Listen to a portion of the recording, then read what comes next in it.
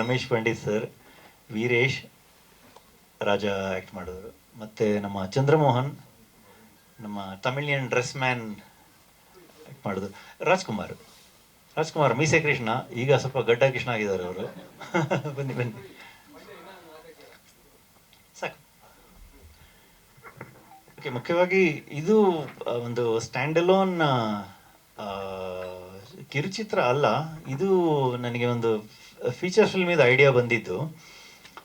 ಅದು ಮಾಡೋದಕ್ಕೆ ಸ್ವಲ್ಪ ಅಂದರೆ ನನಗೆ ಆವಾಗಲೇ 2 ವರ್ಷ ಮುಂಚೆ, ನನಗಾಗಲೇ 54 ವರ್ಷ ಆಗಿತ್ತು.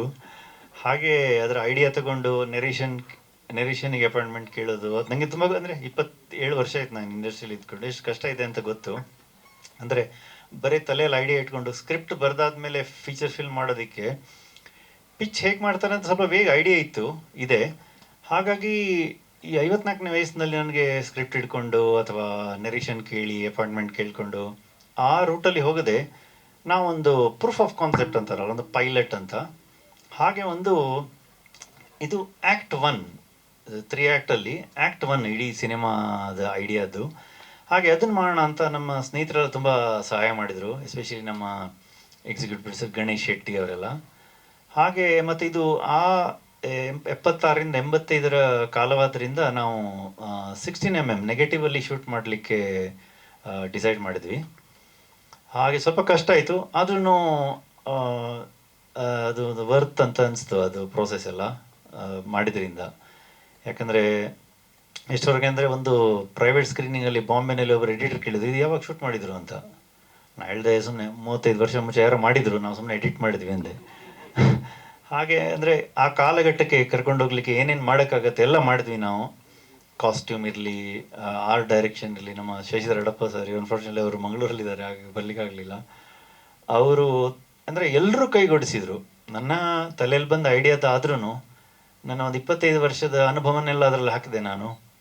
ಮತ್ತು ಆ ಜರ್ನಿಯಲ್ಲಿ ಸಿಕ್ಕಿದ ಫ್ರೆಂಡ್ಸ್ ಎಲ್ಲ ತುಂಬ ಸಹಾಯ ಮಾಡಿದರು. ಅದರಿಂದಾಗಿ ಇದು ಮಾಡೋಕ್ಕೆ ಸುಲಭ ಆಯಿತು.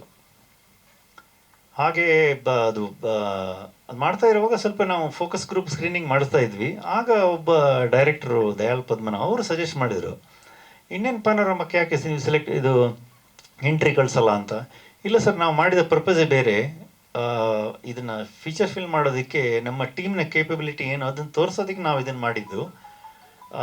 ಫೆಸ್ಟಿವಲ್ ಅಲ್ಲ, ನೀವು ಕಳಿಸಿ ಅಂದರು. ಇದು ಒಳ್ಳೆ ಒಂದು ಸ್ಟ್ಯಾಂಡ್ ಅಲೋನ್ ಶಾರ್ಟ್ ಫಿಲ್ಮ್ ಥರ ಕಾಣಿಸುತ್ತೆ, ಯಾಕೆ ಕಳಿಸಲ್ಲ ಅಂದರು. ಹಾಗೆ ನಾವು ಅರ್ಜೆಂಟಲ್ಲಿ ಫಿನಿಶ್ ಆಗಿರಲಿಲ್ಲ ಆವಾಗಲೂ, ಆಗಸ್ಟ್ 2022ನಲ್ಲಿ ನಾವು ಮತ್ತೆ ಅಲ್ಲಲ್ಲೇ ಮಾಡಿ ಒಂದು 39 ನಿಮಿಷ ಕಟ್ ಮಾಡಿ ಕಳಿಸಿದ್ವಿ. ಅದು ಲಕ್ಕಿಲಿ ಇಂಡಿಯನ್ ಪನೋರಮದಲ್ಲಿ ಸೆಲೆಕ್ಟ್ ಆಯಿತು. ಆಗ ಅದು ಸೆಲೆಕ್ಟ್ ಆಗಿದ್ದೇ ಇನ್ನೊಬ್ಬರು ಸಲಹೆ ಕೊಟ್ಟರು, ನೀವು ಇದರದ್ದೊಂದು ಡಿಸೆಂಬರ್ 31ರೊಳಗೆ ಸೆನ್ಸಾರ್ ಮಾಡಿಸಿ, ಆವಾಗ ಈ ನ್ಯಾಷನಲ್ ಅವಾರ್ಡ್ಸಿಗೆ ಕಳಿಸ್ಬೋದು. ಯಾಕಂದರೆ ನಿಮಗೆ ಪನೋರಮ ಸೆಲೆಕ್ಟ್ ಆಗಿದ್ದರಿಂದ ಸ್ವಲ್ಪ ತೂಕ ಸ್ವಲ್ಪ ಜಾಸ್ತಿ ಇರುತ್ತೆ ಅಂದರು. ಆಯಿತು ಅಂತ ಅದನ್ನು ಮಾಡಿಸ್ಬಿಟ್ವಿ. ಅದು ಯಾವುದಕ್ಕೂ ಯೂಸ್ ಬಂದಿಲ್ಲ. ಇದಕ್ಕೆ ಮೊನ್ನೆ ಜನವರಿಲಿ ಎಂಟ್ರಿ ಕಳಿಸುವಾಗ ಕಳಿಸ್ಬಿಟ್ಟು ಒಂದು ಫೆಬ್ರವರಿ ಮಾರ್ಚ್ ತನಕ ಬ್ಯಾಕ್ ಆಫ್ ದ ಮೈಂಡ್ ಇತ್ತು, ಕಳಿಸಿ ಏನಾಯಿತು, ಯಾರು ನೋಡಿದಾರೋ ಇಲ್ವೋ ಏನು ಅಂತ. ಆಮೇಲೆ ಮರೆತೇ ಹೋಗಿದ್ದೆ. ಕೊನೆಗೆ ಮೊನ್ನೆ ಬಂದಾಗ ಸರ್ಗೆ ಫಸ್ಟಿಗೆ ಬಂತು ಅಂತ ಗೊತ್ತಾಯಿತು. ಅವ್ರಿಗೆ ಕಂಗ್ರ್ಯಾಚುಲೇಟ್ ಮಾಡಿ 15 ನಿಮಿಷ ಆದಮೇಲೆ ಅವರೇ ಫೋನ್ ಮಾಡಿ ನಂಗೆ ಕಂಗ್ರ್ಯಾಚುಲೇಟ್ ಮಾಡಿದರು, ನಿಮಗೂ ಬಂದಿದೆ ಒಂದು ಅಂತ. ಹಾಗೆ ಈಗ ಈಗ ನಾವು ಬೇರೆ ಪ್ರೊಡ್ಯೂಸರ್ಗಳಿಗೆ ಪಿಚ್ ಮಾಡಬೇಕು ಅಂತಿದ್ದೀವಿ. ಈಗ ಸ್ವಲ್ಪ ಅಂದರೆ ಅವೇರ್ನೆಸ್ ಕ್ರಿಯೇಟ್ ಆಗಿದೆ, ಮಧ್ಯಂತರ ಅಂತ ಒಂದು ಇದೆ ಎಂದು ಸುಮಾರು ಜನರಿಗೆ ಕ್ಯೂರಿಯಾಸಿಟಿ ಇರ್ಬೋದು. ಹಾಗೆ ನಾವೀಗ ಪ್ರೊಫೆಷನಲಿ ಅದನ್ನು ಪರ್ಸ್ಯೂ ಮಾಡ್ತಾ ಇದ್ದೀವಿ. Thank you sir. ನಿಮಗೇನಾದರೂ? ಹೌದು, ಅದಕ್ಕೋಸ್ಕರ ನಾವು ಇದು ಪ್ರೂಫ್ ಆಫ್ ಕಾನ್ಸೆಪ್ಟ್ ಅಂತ ಮಾಡಿದ್ದು. ಇದು ಆ್ಯಕ್ಟ್ 1, ಇದು ಕಥೆ ಇಲ್ಲಿಂದ ಶುರು ಆಗುತ್ತೆ ಈಗ. ಹೌದು, ಇದೊಂದು ಜರ್ನಿ. ಇಲ್ಲಿ ತನಕ ಏನು ನೋಡಿದ್ದೀರಿ, ಅಲ್ಲಿಂದ ಮತ್ತೆ ಅವರ ಜರ್ನಿ ಶುರು ಆಗುತ್ತೆ, ಕತೆ ಆ್ಯಕ್ಚುಲಿ ಶುರು ಆಗುತ್ತೆ. ಅದು ಪ್ರೋಸೆಸ್ ಈಗ ಪಿಚ್ ಹಂತದಲ್ಲಿದೆ. ಪ್ರೊಡ್ಯೂಸರ್ಗೆ ಪಿಚ್ ಮಾಡ್ತಾ ಇದ್ದೀವಿ ನಾವು. ಹೌದು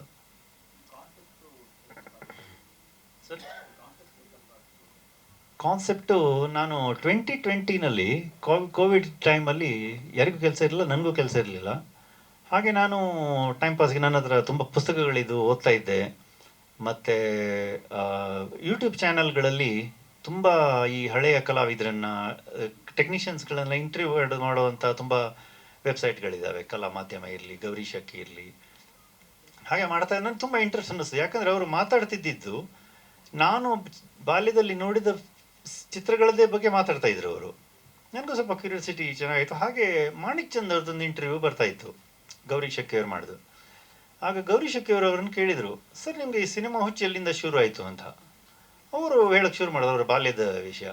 ನಾನು ಚಿಕ್ಕಮಗಳೂರಲ್ಲಿದ್ದೆ, ಅಲ್ಲೊಂದು ಗುರುನಾಥ ದೇಶದ ಒಂದೇ ಥಿಯೇಟ್ರ್ ಇತ್ತು.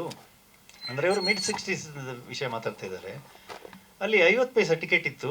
ನಮ್ಮ ಹತ್ರ ಅವಾಗೆಲ್ಲ ಪಾಕೆಟ್ ಮನಿ ಕಾನ್ಸೆಪ್ಟ್ ಅಂತ ಇರಲಿಲ್ಲ. ನಾನು 25 ಪೈಸೆ, ನನ್ನ ಫ್ರೆಂಡ್ 25 ಪೈಸೆ ಖರ್ಚು ಮಾಡಿ 50 ಪೈಸೆ ಟಿಕೆಟ್ ತಗೊಂಡು ಇಂಟರ್ವಲ್ ತನಕ ಒಬ್ಬ, ಇಂಟರ್ವಲ್ ಆದಮೇಲೆ ಇನ್ನೊಬ್ಬ ನೋಡ್ತಾ ಇದ್ವಿ, ಮತ್ತೆ ಎಕ್ಸ್ಚೇಂಜ್ ಮಾಡ್ಕೋತಾ ಇದ್ವಿ. ನಾನು ಹೇಳಿದೆ, ವಾಟ್ ಆನ್ ಐಡಿಯಾ. ಸೊ ಅಲ್ಲಿಂದ ನನಗೆ ಒಂದು ಯೋಚನೆ ಬಂತು, ಇದು ಐಡಿಯಾ ಬಿಡಬಾರ್ದು, ಇದು ಬಿಟ್ಟರೆ ನಾನು ಮತ್ತೆ ಮುಂದೆ ರಿಗ್ರೆಟ್ ಮಾಡ್ತೀನಿ, ಏನು ಮಾಡಿಲ್ಲ, ಐಡಿಯಾ ಸಿಕ್ತು ಮತ್ತು ಮಾಡಿಲ್ಲ ಅಂತ. ಅದಕ್ಕೆ ನಾನು ಅದನ್ನು ರಿಸರ್ಚ್ ಮಾಡೋಕ್ಕೆ ಶುರು ಮಾಡಿದೆ. ಈ ಹುಡುಗರು ಯಾರು, ಬ್ಯಾಕ್ ಸ್ಟೋರಿ ಏನು ಅವ್ರದ್ದು, ಇಲ್ಲಿವರೆಗೆ ಬರ್ತಾರೆ, ಹಾಗೆಲ್ಲ ಬರೆಯೋಕ್ಕೆ ಶುರು ಮಾಡಿದೆ. ಸೊ ಇಲ್ಲಿ ಬಂದು ತಪ್ಪಿದೆ ಅದು. ಹಾಂ,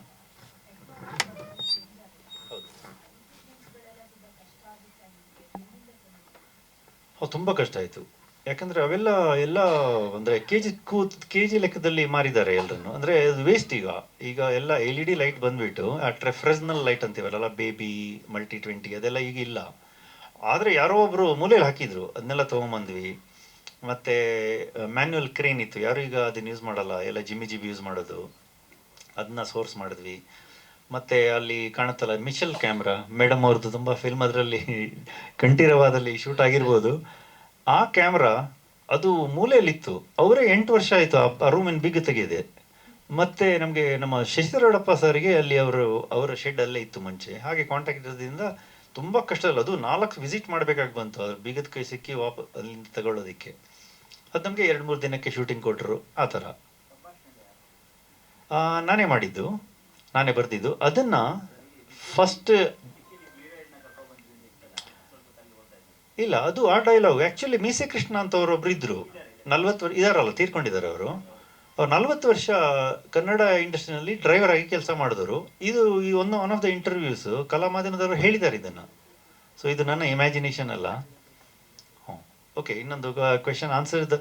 ಅದರಲ್ಲಿ ಫಸ್ಟ್ ಫೇಸ್ ಇದೆ ಅಲ್ಲ, ದಾವಣಗೆರೆಯಿಂದ ಬಂದ ಹುಡುಗರು, ಅವರ ಡೈಲಾಗ್ಗಳನ್ನೆಲ್ಲ ನಾನು ಬರೆದ ಡೈಲಾಗು.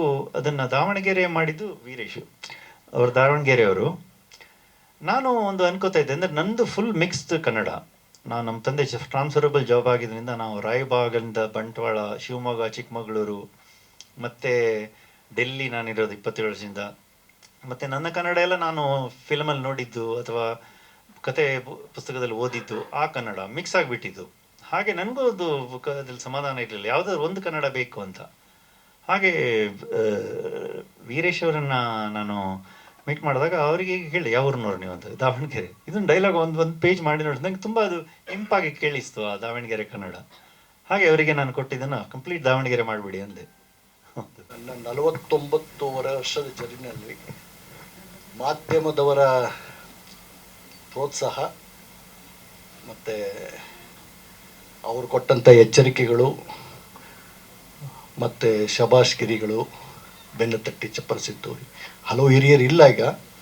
ಅದರಲ್ಲಿ ಕೆಲವರು ಸುಬ್ರಾಯ್ ಸಾರು, ನಾರಾಯಣ ಮೂರ್ತಿಯವರು, ಅಶ್ವಥ್ ನಾರಾಯಣವರು, ಹಾಗೆ ಎಲ್ಲರೂ ಸಹೋದರ ಅಂದ್ಕೊಂಡು, ಮಗ ಅಂದ್ಕೊಂಡು ನನ್ನನ್ನು ಸಾಕಿದ್ದೀರ.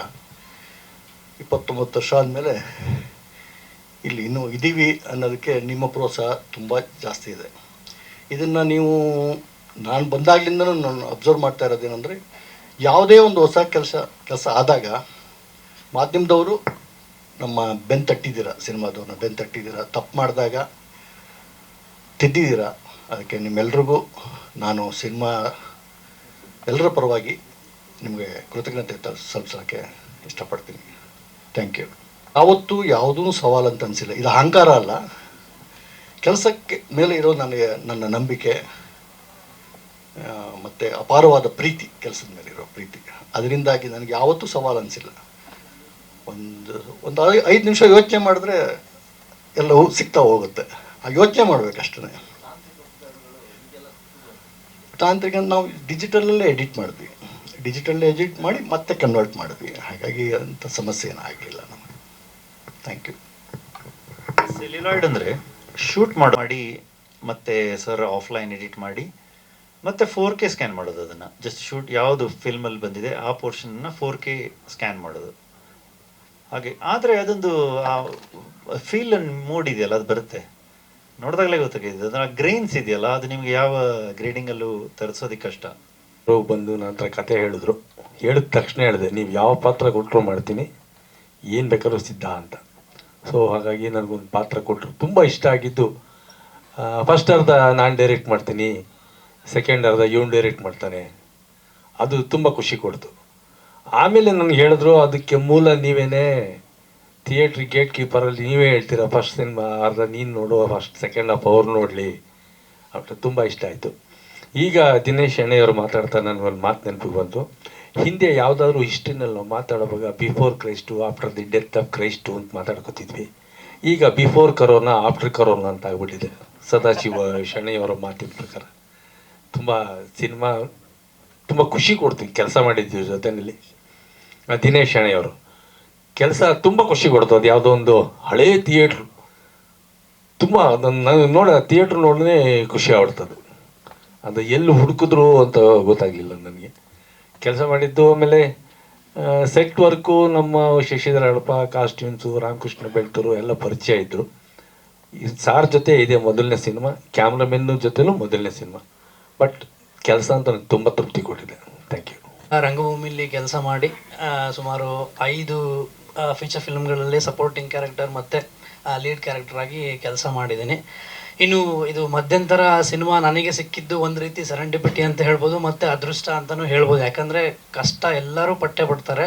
ನಾವು 10 ವರ್ಷದಿಂದ ಕಷ್ಟಪಡ್ತಾ ಇದ್ವಿ.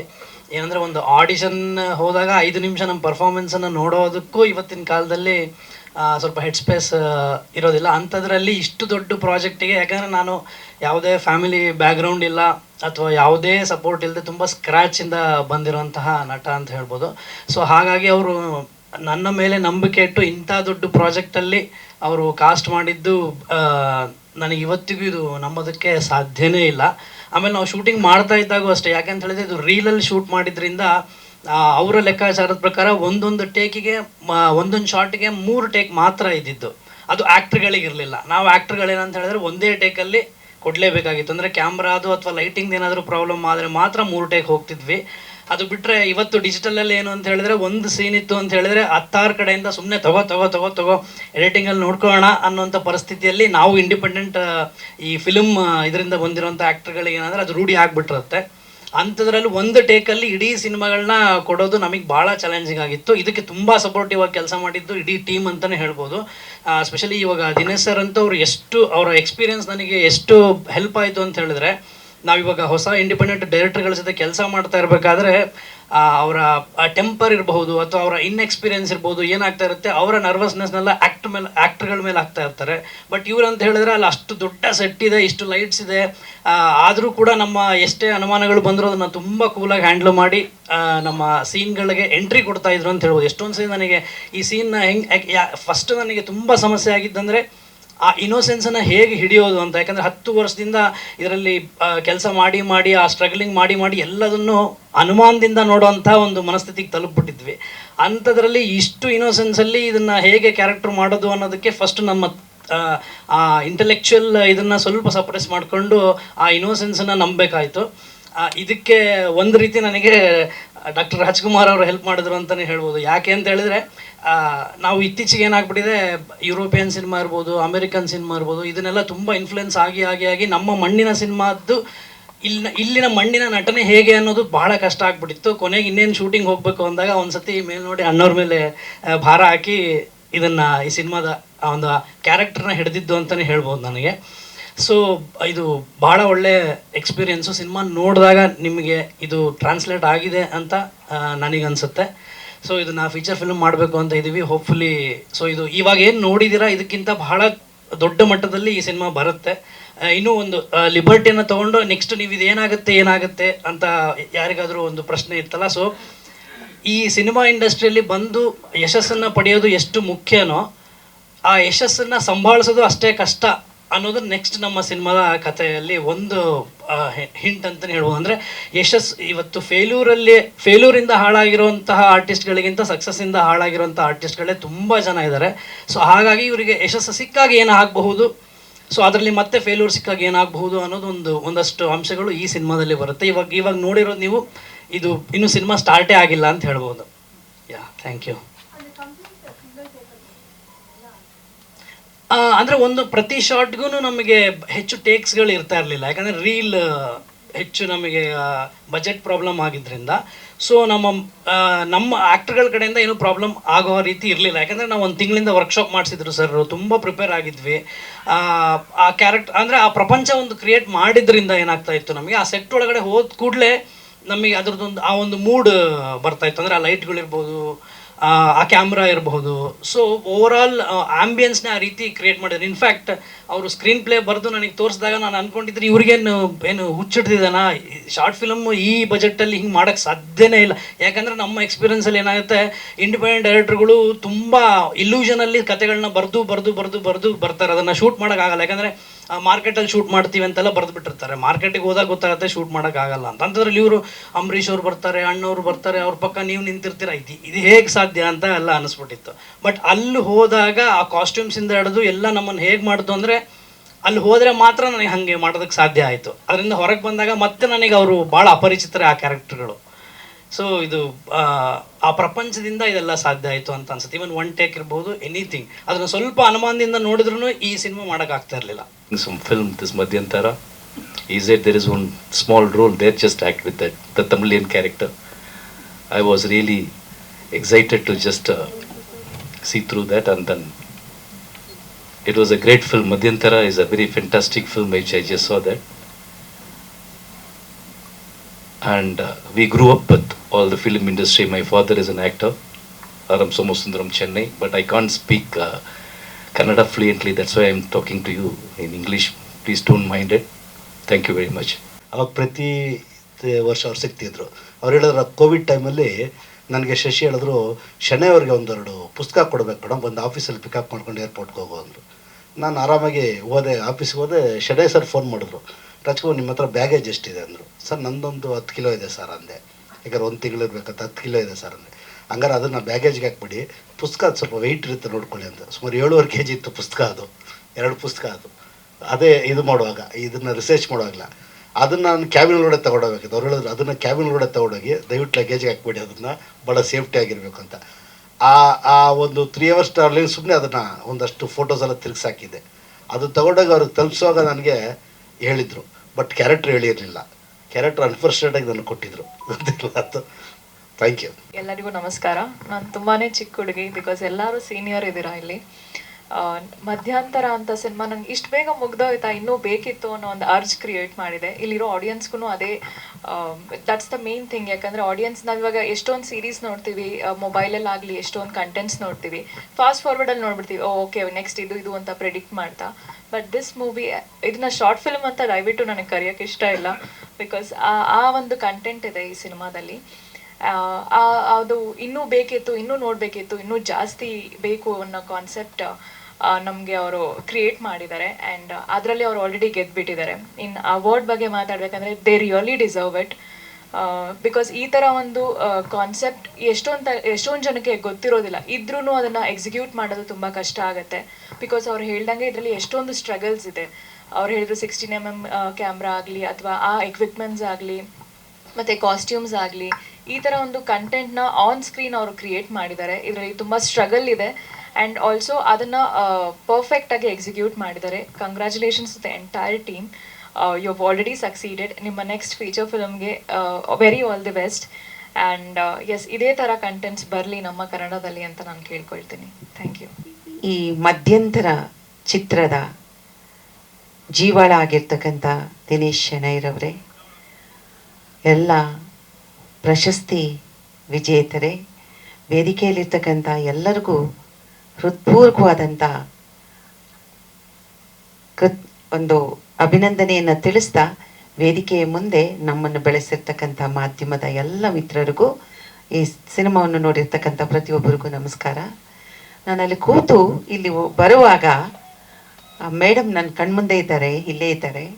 ಅವರಿಬ್ಬರು ಒಂದು ಮಾತು ಹೇಳಿದ್ರು, ಎಲ್ಲ ಸಿನಿಮಾ ಇಷ್ಟೇ ಅರ್ಧ ಗಂಟೆಗೆ ಮುಗಿದೋಗ್ಬಿಟ್ರೆ ಎಷ್ಟು ಚೆನ್ನಾಗಿರುತ್ತೆ, ಈ ಪಿಕ್ಚರು ಪ್ರಾರಂಭ ಆಗಿದ್ದು ಗೊತ್ತಾಗಿಲ್ಲ, ಮುಗಿದಿದ್ದು ಗೊತ್ತಾಗಿಲ್ಲ ಅಂತ ಹೇಳಿದ್ರು.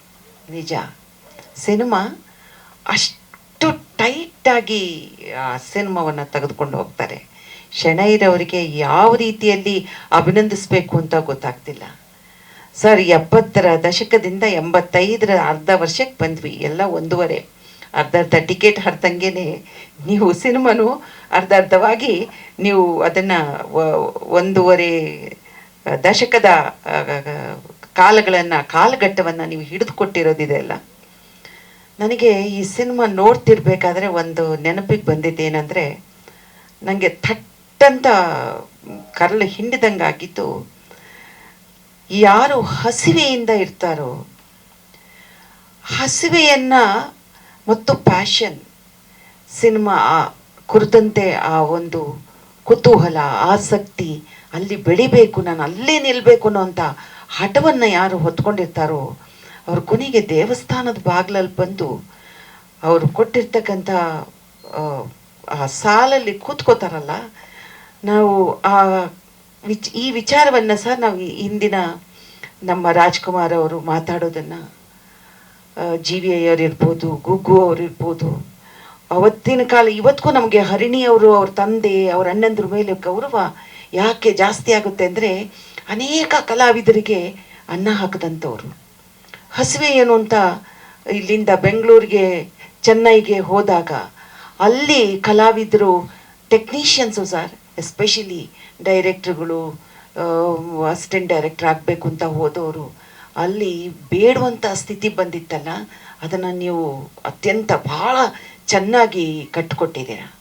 ಅದು ನೋಡಿದಾಗ ನಮಗೆ, ನಾವು ಚೆನ್ನೈನಲ್ಲಿದ್ದಾಗ ನಾವು ಎಲ್ಲ ಕಷ್ಟಪಟ್ಟೆ ಮುಂದೆ ಬಂದಿರತಕ್ಕಂಥವ್ರು, ಉದ್ಯಮವನ್ನು ಕಂಡವರು, ಅದು ಭಾಳ ಖುಷಿಯಾಯಿತು.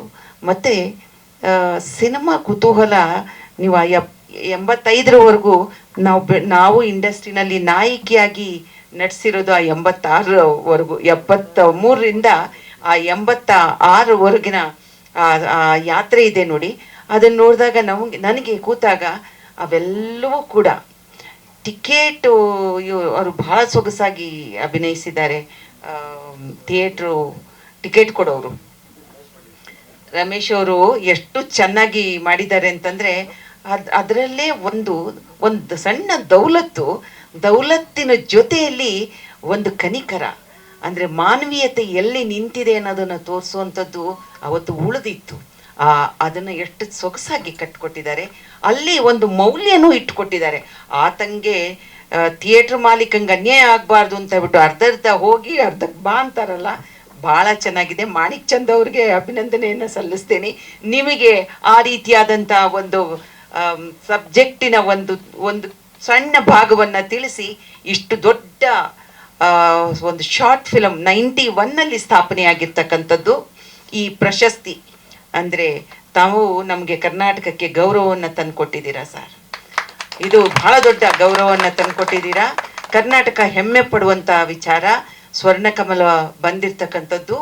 ಮತ್ತು ಸಿನಿಮಾ ಅಂತಂದರೆ ನೋಡಿದ್ರೆ ಇನ್ನರ್ಧ ಗಂಟೆ, ನಾನು ಸಾರಿಗೆ ಬಂದ ತಕ್ಷಣ ಹೇಳಿದೆ, ಸರ್ ಇದನ್ನು ತಾವು ನೋಡಲೇಬೇಕು, ನೋಡಿ ಸಿನಿಮಾ ಅಂದರೆ ಏನು ಅನ್ನೋದು ಮತ್ತು ಸಿನಿಮಾ ಆಸಕ್ತಿ ಅಂದರೆ ಏನು ಅನ್ನೋದನ್ನು ಸರಳವಾಗಿ ಅವರ ಭಾಷೆಗಳಲ್ಲಿ ಆ ಕಲಾವಿದರು, ಒಬ್ಬರು ನೀನಾಸಂ ಹುಡುಗ, ಇನ್ನೊಬ್ಬರು ರಂಗಶಂಕರದ ಹುಡುಗರು, ಅವರಿಬ್ಬರು ಅಭಿನಯಿಸಿರ್ತಕ್ಕಂಥದ್ದನ್ನು ಖಂಡಿತವಾಗ್ಲೂ ಮರೀಲಿಕ್ಕೆ ಸಾಧ್ಯವಿಲ್ಲ.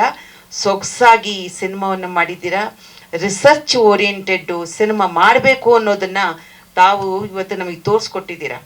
ಶಾರ್ಟ್ ಫಿಲ್ಮ್ ಮಾಡೋದು ಅಷ್ಟು ಸುಲಭ ಅಲ್ಲ. ಶಾರ್ಟ್ ಫಿಲ್ಮ್ಗೆ ಅರ್ಧ ಗಂಟೆಯಲ್ಲಿ ನೀವು ಏನು ಮಾಡಬೇಕು ಅನ್ನೋದನ್ನು ನೀವು ಅಷ್ಟು ಅಚ್ಚುಕಟ್ಟಾಗಿ ಮಾಡಿಕೊಟ್ಟಿದ್ದೀರಾ. ನಾನು ಅದನ್ನೇ ಸುರೇಶ್ ಅರ್ಸ್ ಅವ್ರಿಗೆ ಹೇಳಿದೆ, ನಾನು ಪ್ರತಿ ವರ್ಷ ಪ್ರಶಸ್ತಿಗಳು ಬಂದಾಗ ನಾನು ಒಂದು 20-25 ಪ್ರಶಸ್ತಿ, ರಾಷ್ಟ್ರ ಪ್ರಶಸ್ತಿ ತಮಗೆ ಬಂದಿದೆ ಅಂತ ನಾನು ಅಂದ್ಕೊಂಡಿದ್ದೀನಿ ಅಂತ. ಬಹುಶಃ ನನಗದು ಏನಾಗೋದು ಅಂದರೆ, ಬೇರೆ ಬೇರೆ ಭಾಷಾ ಚಿತ್ರಗಳು, ಐ ಥಿಂಕ್ ಆಗ ಸಾರ್ ಹೇಳಿದ್ರು, ಇಲ್ಲ 27 ವರ್ಷದ ನಂತರ ನನಗೆ ಈಗಲೇ ಅಮ್ಮ ಬಂದಿರೋದು ಅಂದರು ರಾಷ್ಟ್ರ ಪ್ರಶಸ್ತಿ. ಅದು ಸ್ಟೇಟ್ ಅವಾರ್ಡ್ಗಳು ಬರೋದೆಲ್ಲ ಅವರಿಗೆ ಕಾಮನ್ ಆಗೋಗ್ಬಿಟ್ಟಿದೆ. ಬಟ್ ನ್ಯಾಷನಲ್ ಅವಾರ್ಡ್ ಬಂದಿದ್ದು sir, you deserve it sir. ಎಷ್ಟು ಸೊಗಸಾಗಿ ಮಾಡಿದ್ದೀರಾ. ಅಡಪ ಅವ್ರನ್ನೂ ಕೂಡ ಇಲ್ಲಿ ನಾನು ನೆನೆಸ್ಕೊಳ್ತೇನೆ. ಪ್ರತಿ ತಂಡಗಳನ್ನು ನಾನು ನೆನೆಸ್ಕೊಳ್ತೇನೆ. ಈ ಸಂದರ್ಭದಲ್ಲಿ ನನಗೆ ಒಂದು ರೀತಿ ಬಹಳ ಖುಷಿ ಆಗ್ತಿದೆ ಪ್ರಭಾಕರ್ ಸರ್ ಇಲ್ಲಿ ಬಂದಿರೋದು. ಸರ್, ತಾವು ಸಾಹೇಬ್ರಿಗೆ ಒಂದು ಮಾತನ್ನು ನಾನು ಇಲ್ಲಿ ಹೇಳಲಿಕ್ಕೆ ಇಷ್ಟಪಡ್ತೀನಿ. ತಾವು ಹೇಳಬೇಕು, ರಾಷ್ಟ್ರ ಪ್ರಶಸ್ತಿ ಬಂದ ಚಿತ್ರಗಳಿಗೆ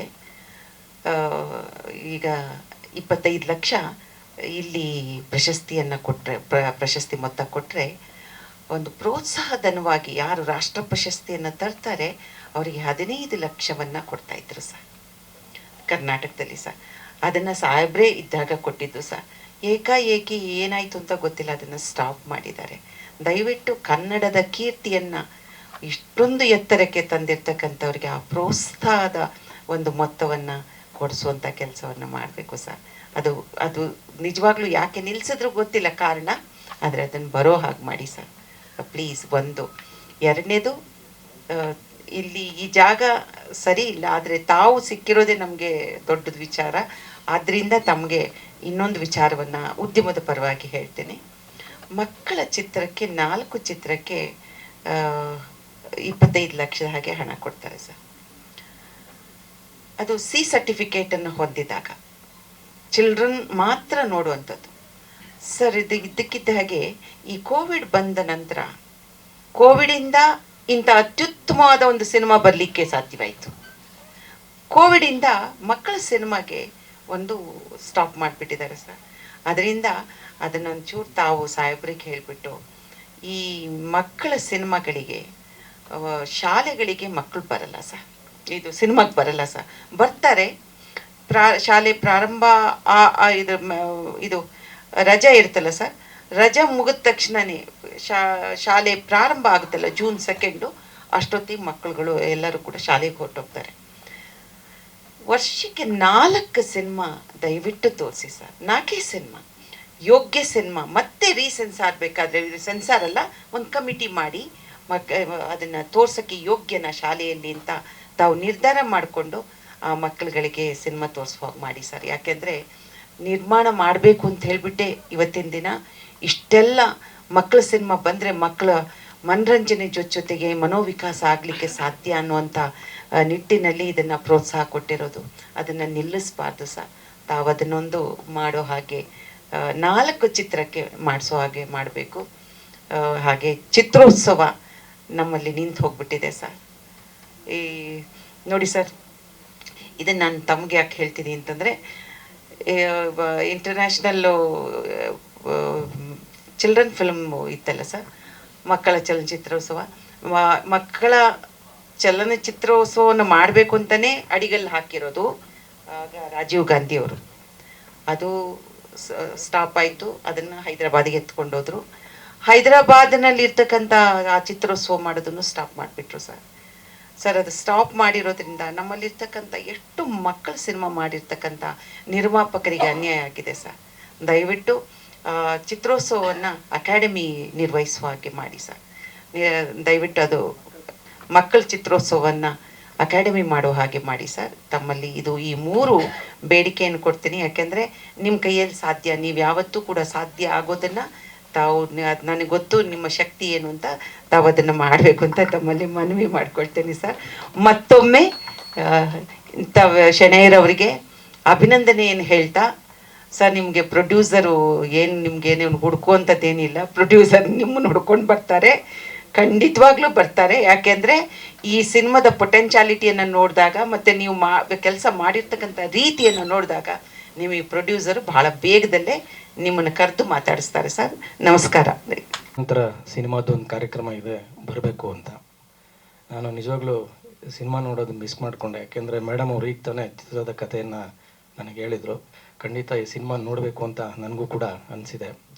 ಈ ನಾನ್ ಫ್ಯೂಚರ್ ವಿಭಾಗದಲ್ಲಿ ನೀಡುವಂತಹ ಮೊದಲನೇ ಪ್ರಶಸ್ತಿ, ಅದರಲ್ಲೂ ಈ ಸತಿ ಕನ್ನಡ ಸಿನಿಮಾಗೆ ಸಿಕ್ಕಿರೋದು ಅತ್ಯಂತ ಹೆಮ್ಮೆಯ ಸಂಗತಿ. ಇದಕ್ಕಾಗಿ ನಾನು ಚಿತ್ರದ ನಿರ್ದೇಶಕರಾದ ಶೆಣೈ ಅವರಿಗೆ ಮತ್ತು ಅವರ ಇಡೀ ತಂಡಕ್ಕೆ ನಾನು ಅಭಿನಂದನೆಗಳನ್ನು ಸಲ್ಲಿಸೋದಕ್ಕೆ ಇಷ್ಟಪಡ್ತೇನೆ. ಜೊತೆಗೆ ಸ್ವರ್ಣಕಮಲ ಪ್ರಶಸ್ತಿಯನ್ನು ಕೂಡ ಗಳಿಸಿರೋದು ಕನ್ನಡದ ಚಿತ್ರೋದ್ಯಮದ ಘನತೆಯನ್ನು ರಾಷ್ಟ್ರ ಮಟ್ಟದಲ್ಲಿ ಎತ್ತಿ ಹಿಡಿದಿದೆ ಅಂತ ನಾನು ಹೇಳೋದಕ್ಕೆ ಇಷ್ಟಪಡ್ತೇನೆ. ಮತ್ತೊಮ್ಮೆ ಚಿತ್ರದ ತಂಡಕ್ಕೆ ನಾನು ಅಭಿನಂದನೆಗಳನ್ನ ಹೇಳೋಕ್ಕೆ ಇಷ್ಟಪಡ್ತೇನೆ. ಚಿತ್ರದ ಕಥೆಯನ್ನು ಸಂಕ್ಷಿಪ್ತವಾಗಿ ಮೇಡಮ್ ಅವರು ಹೇಳಿದ್ರು. ಸಾಮಾನ್ಯವಾಗಿ ಕಿರುಚಿತ್ರ ಅಂತಂದರೆ ಎಲ್ಲರೂ ಮೂಗು ಮುರಿತಾರೆ, ಏನೋ ಒಂದು ಸಂದೇಶ ಕೊಡೋಕ್ಕೆ ಕಿರುಚಿತ್ರ ಮಾಡಿದ್ದಾರೆ, ಯಾಕಪ್ಪ ನೋಡಬೇಕು ಅಂತ. ಆದರೆ ಈ ಸ್ಟೋರಿಯನ್ನು ಕೇಳಿದ ಮೇಲೆ ನಿಜವಾಗ್ಲೂ ಕೂಡ ಎಲ್ಲರೂ ನೋಡಬೇಕಾದಂಥ ಚಿತ್ರ ಅಂತ ಅನ್ನಿಸ್ತಾ ಇದೆ. ಮೇಡಮ್ ಅವ್ರು ಹೇಳೋದು ಅರ್ಧ ಗಂಟೆಯಲ್ಲಿ ಆಗುವಂಥ ಸಿನಿಮಾಗಳನ್ನು ತಯಾರು ಮಾಡಿದ್ರೆ ಒಳ್ಳೆಯದು ಅಂತ. ಇದು ಭಾಳ ಕಷ್ಟದ ಕೆಲಸ ಅಂತ ನಾನಾದರೂ ಭಾವಿಸ್ತೇನೆ. ಜೊತೆಗೆ ಮೇಡಮ್ ಅವರು ಒಂದು 3 ಬೇಡಿಕೆಗಳನ್ನು ಇಟ್ಟಿದ್ದಾರೆ. ನಿಜವಾಗಲೂ ಕೂಡ ಅದು ಅರ್ಹವಾದ ಬೇಡಿಕೆಗಳನ್ನೇ. ಅದು ಯಾವ ಕಾರಣಕ್ಕೋಸ್ಕರ ನಿಂತೋಯ್ತು ಅಂತ ನನಗೂ ಗೊತ್ತಿಲ್ಲ, ಮಾಹಿತಿ ಇಲ್ಲ. ಈ ಬಗ್ಗೆ ನಾನು ಕೂಡಲೇ ಮುಖ್ಯಮಂತ್ರಿಗಳ ಜೊತೆ ನಾನು ಮಾತಾಡೋಕ್ಕೆ ಇಷ್ಟಪಡ್ತೇನೆ. ಈ ಹಿಂದೆ ಇದೇ ಒಂದು ಕಾರ್ಯಕ್ರಮಕ್ಕೆ ಇಲ್ಲಿ ಬಂದಿದ್ದಾಗ ನಮ್ಮ ಹಿರಿಯ ಪತ್ರಕರ್ತರು ಹೇಳಿದರು, 2019ರಿಂದ ಪ್ರಶಸ್ತಿ ಕೊಡೋದು ಮತ್ತು ಸಬ್ಸಿಡಿ ಕೊಡೋದು ಎರಡೂ ನಿಂತೋಗ್ಬಿಟ್ಟಿದೆ ಅಂತ ನನ್ನ ಗಮನಕ್ಕೆ ತಂದಿದ್ರು. ತಕ್ಷಣ ಮುಖ್ಯಮಂತ್ರಿಗಳ ಜೊತೆ ಮಾತಾಡಿ ಆ ಸಬ್ಸಿಡಿ ಕೊಡೋದಕ್ಕೆ ಮತ್ತು ಪ್ರಶಸ್ತಿಗಳನ್ನು ಕೊಡೋದಕ್ಕೆ ಕಮಿಟಿಗಳನ್ನು ಕೂಡ ನಾವು ಈಗಾಗಲೇ ಮಾಡಿದ್ದೀವಿ. ನಮ್ಮ ಹಿರಿಯರಾದಂಥ ಪತ್ರಕರ್ತರೆಲ್ಲ ಇಲ್ಲಿದ್ದಾರೆ, ಅವ್ರಿಗಾಗಲೇ ಸಿನಿಮಾ ನೋಡೋದಕ್ಕೆ ಸ್ಟಾರ್ಟ್ ಮಾಡಿದ್ದಾರೆ ಅಂತ ನಾನು ಅಂದ್ಕೊಂಡಿದ್ದೀನಿ. 2019ರಿಂದ 2023ವರೆಗೆ ಯಾವ್ಯಾವುದು ಪ್ರಶಸ್ತಿಗಳು ನಿಂತೋಗಿದ್ದಾವೆ ಮತ್ತು ಯಾವ್ಯಾವ ಸಬ್ಸಿಡಿ ನಿಂತಿದೆ ಅವೆಲ್ಲವನ್ನು ಕೂಡ ಶೀಘ್ರದಲ್ಲೇ ಕೊಡುವಂಥ ವ್ಯವಸ್ಥೆ ಆಗುತ್ತೆ ಅಂತ ನಾನು ಈ ಸಂದರ್ಭದಲ್ಲಿ ಹೇಳೋಕ್ಕೆ ಇಷ್ಟಪಡ್ತೇನೆ. ನಿಜವಾಗ್ಲೂ ಕೂಡ ಸಮಾಜಕ್ಕೆ ಒಂದು ಒಳ್ಳೆಯ ಸಂದೇಶ ಕೊಡುವಂಥ ಮಕ್ಕಳ ಚಿತ್ರಗಳನ್ನು ಮಕ್ಕಳಿಗೆ ತೋರಿಸ್ಬೇಕು. ನಾನು ಪ್ರೈಮರಿ ಸ್ಕೂಲಲ್ಲಿದ್ದಾಗ ಮಕ್ಕಳ ರಾಜ್ಯ ಅಂತ ಒಂದು ಸಿನಿಮಾ ಬಂದಿತ್ತು. ನಮ್ಮ ಹಿರಿಯ ನಟ ಉಮೇಶ್ ಅವರು ಆ ಚಿತ್ರದಲ್ಲಿ ಪಾತ್ರ ಮಾಡಿದರು. ನಮ್ಮನ್ನು ಥಿಯೇಟ್ರ್ ಕರ್ಕೊಂಡೋಗಿ ತೋರಿಸ್ತಿದ್ರು. ಯಾವುದಾದ್ರು ಒಳ್ಳೆ ಚಿತ್ರ ಬಂದಾಗ ಪರಿಪಾಠ ಇತ್ತು, ಅದು ಕೂಡ ಯಾಕೆ ನಿಂತೋಯ್ತು ಅಂತ ಮಾಹಿತಿ ಇಲ್ಲ. ಈ ಎಲ್ಲ ವಿಚಾರಗಳ ಬಗ್ಗೆ ಕೂಡಲೇ ನಾನು ಮುಖ್ಯಮಂತ್ರಿಗಳ ಜೊತೆ ಮಾತಾಡ್ತೇನೆ. ಜೊತೆಗೆ ಸ್ಥಗಿತಗೊಂಡಿರುವಂಥ ಕಾರ್ಯಕ್ರಮಗಳು ಮತ್ತು ಪ್ರಶಸ್ತಿ ವಿಚಾರದಲ್ಲಿ ನಗದು ಕೊಡುವಂಥ ವಿಷಯನ ಕೂಡ ಮೇಡಮ್ ಅವರು ಹೇಳಿದ್ದಾರೆ. ಅದನ್ನು ಮತ್ತೆ ಪುನರಾರಂಭ ಮಾಡೋದಕ್ಕೆ ನನ್ನ ಕೈಲಾದಂಥ ಪ್ರಾಮಾಣಿಕವಾದಂಥ ಪ್ರಯತ್ನವನ್ನು ನಾನು ಮಾಡ್ತೀನಿ ಅಂತೇಳಿ ಇಡೀ ಚಿತ್ರತಂಡಕ್ಕೆ ನಾನು ಮತ್ತೊಮ್ಮೆ ಅಭಿನಂದಿಸಿ ನನ್ನ ಮಾತುಗಳನ್ನು ಮುಗಿಸ್ತೇನೆ. ನಮಸ್ಕಾರ.